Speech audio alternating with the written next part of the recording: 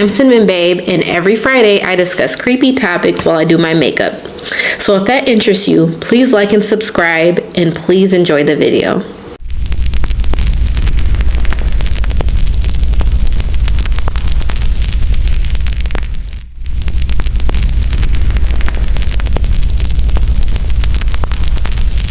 So one day, a wealthy man living in Saudi Arabia, Mecca, would often seclude himself in a mountain cave called Hira. And while he was in deep prayer and meditation in this cave, a deity appeared before him, startling the heck out of him.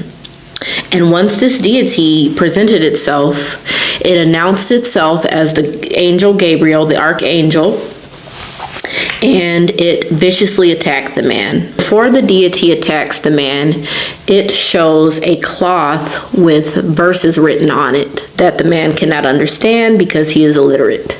The deity commands for the man to read the text that is on the cloth, but the man announces to the deity that he is illiterate and cannot read.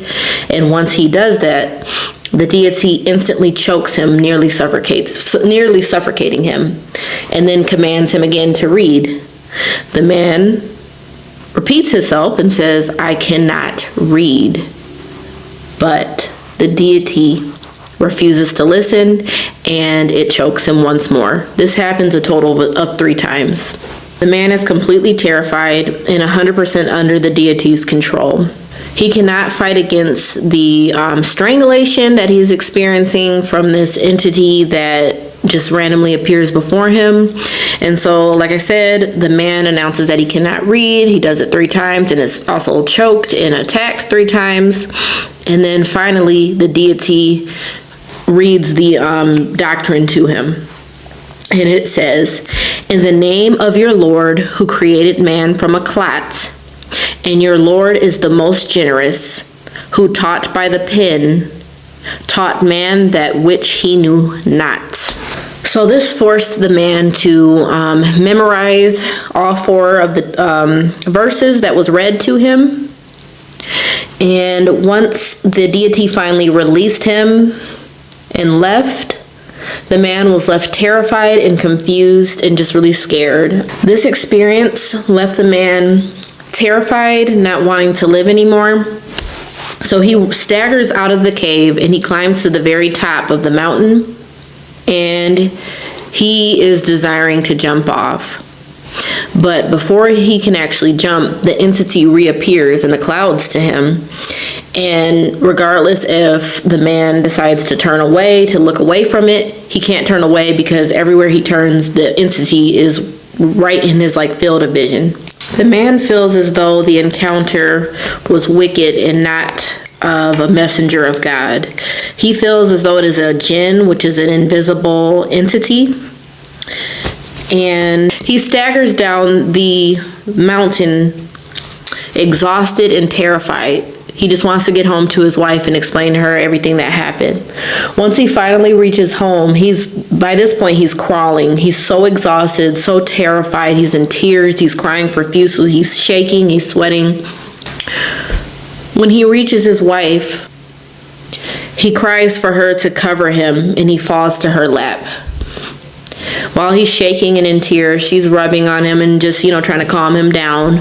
Once he's able to calm down, he explains the entire situation to her, and she is convinced that the encounter was sent from God and convinces him the same. She takes him to her cousin, who is a Christian, and he also agrees that the encounter was sent from God. So also convincing the man that to not be afraid, that this was meant to happen and that God had sent this entity to him.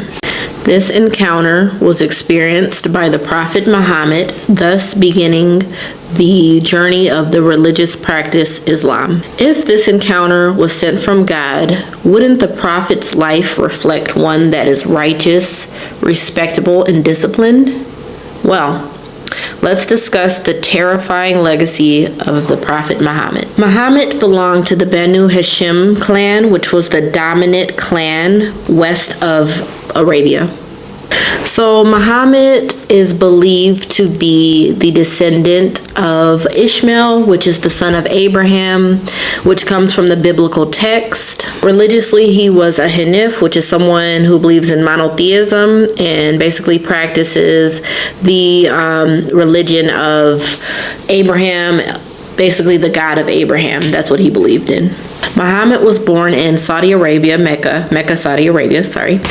And his father died before he was born. His mother died when he was just 6 years old. And so he was raised by his grandfather and his uncle. So Muhammad came from poverty, but at the age of 25, he met a woman named Khadijah. She was older than him, but she was very successful. She was a merchant that was successful in the caravan trade industry. So he married her, and once he married her, he became very successful and wealthy. And so because he was successful and wealthy, it gave him the luxury of being able to take personal time and pray and meditate in the cave, the Hira cave, which led to the terrifying event that occurred in the cave. So in the early parts of Muhammad's journey into Islam, he often contemplated suicide. He was very miserable whenever the deity didn't reappear to him and give him revelations. So he would often contemplate suicide, and he would climb to the top of the mountain, the original mountain where it all happened, where the Hira cave is located, and he would attempt to jump. And before he was able to jump, and this happened multiple occasions, the deity would reappear to him and basically confirm his belief system in Islam. The Archangel Gabriel's job and duty is to convey messages from the Lord to mankind.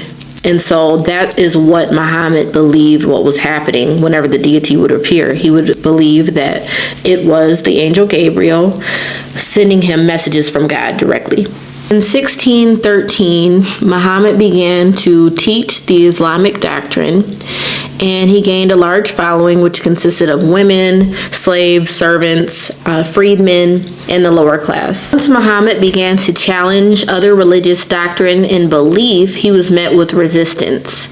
And so many people would request for him to perform miracles to prove and to confirm his beliefs, but he would claim he was unable to produce those miracles, and his claim was that nature in itself is enough proof.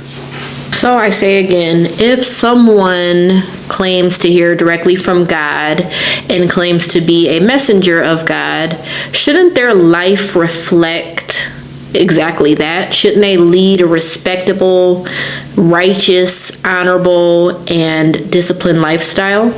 I would say so.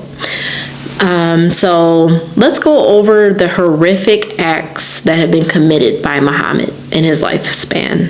It is said that Muhammad married from 11 to 13 wives, and he would engage in sexual intercourse with all of them in one night. At the age of 53, Muhammad married a 6-year-old child. Her name was Aisha, or Aisha, I don't know how to pronounce her name. But yeah, she was only 6 years old at the time of marriage, and they would remain married for 9 years until his death. When Aisha was just 9 years old, she was outside playing on the swings and playing with her dolls when a group of women retrieved her and delivered her to Muhammad's bedroom. No one had ever explained intercourse to this child, but her husband consummated the marriage with her at just the age of 9. She suffered terrible pain and bleeding, and she had to hide her pain from her husband because she did not want to displease him. Muhammad would also teach very strange things to his followers. For example, he believed that after every meal, you should lick the food off of each other's fingers in order to receive a blessing. Muhammad would also sexually violate little boys that were very, very young. He would stick his tongue in their mouths in order to bless them.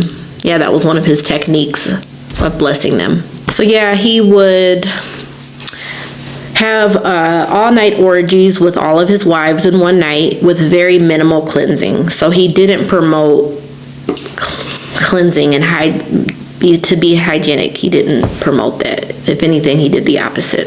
Muhammad was often covered in semen, often in his hair, all over his clothing from head to toe.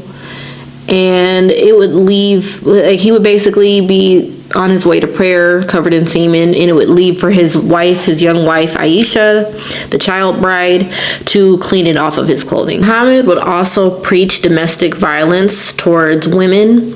He would preach for his followers to beat their wives into submission. During his wars and genocide that he would wage on paganistic societies, he would encourage his soldiers to not only kidnap and beat the women of the society, but basically to take them for themselves sexually, to sexually assault them. Muhammad would also encourage his followers to drink camel urine because he believed that there were healing properties and powers in it. He also encouraged his followers to drink his urine as well because he believed that it could do the same. Muhammad would also cheat on his wives, and he owned slaves, and he would cheat on his wives with his slaves.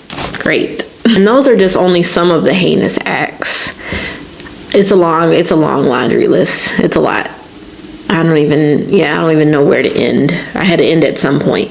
So by 632, most of the Arabian Peninsula had converted to Islam. Muhammad was around 60 years old at the time, and he had returned home after a religious pilgrimage. And he was greeted by a Jewish woman who was relative to some of the men that he had killed in battle. And so she was seeking revenge. And how she was seeking revenge is she offered to prepare him goat meat, and she poisoned it and served it to him. Muhammad ended up realizing that the goat meat was poison. And when he asked the woman why she had done it, she confessed and she admitted that it was for revenge. And she told him that if you are a true prophet, then the poison in the goat meat will not harm you, based off of your claim, Muhammad's claim, that Allah told him that no enemy could ever harm him. It was a promise that he claims Allah told him. But she says, if you are a false prophet, then you will die by the poison. And so Muhammad forgave the woman, and he made the decision to eat the meat. And when he ate the meat, it caused great pain for him. And a year later, he passed away. And his last words were, "May Allah curse all Jews and Christians." Was Muhammad a true prophet, or was he forever changed and corrupted that day in the cave? Prior to Muhammad's encounter in the cave, I would say that Muhammad was an honorable man. He was married to one woman. He prayed and meditated often, and he hated the sinful acts that were being committed in the community around him. He was on a journey and a mission to get closer to God, which is why he would seclude himself in the cave to begin with. The violent entity that he met that day in the cave not only attacked him, but violently harassed him on a regular basis. And one day the deity even showed up and appeared while Muhammad was intimate with his wife. Now you tell me if that is God-like, messenger of God-like. Is that something that you think God would do? Or do you think God has boundaries with us and he treats us with dignity and respect? Once Muhammad met the deity and came into alignment and agreement with the deity because of his family, encouraging him that it was, the deity was sent from God, it completely altered Muhammad's life. And I'm just going to read some of the notes I wrote down of how it altered his life. He became suicidal, violent, sexually immoral. He practiced and taught polygamy, acted in pedophilia, sexual assault, kidnapping, adultery, displayed and promoted violence against women, children, and those that differed in religious beliefs, promoted unclean practices, murdered thousands, waged multiple wars, and many of these acts are still practiced widely in Islam today, with over 1.9 billion across the globe followers. Yeah. If a religious leader and the doctrine that he teaches is to reflect God's nature, then shouldn't it reflect peace, strength, wisdom, and discipline, love? So I ask you, who and what did Muhammad encounter that day in the cave?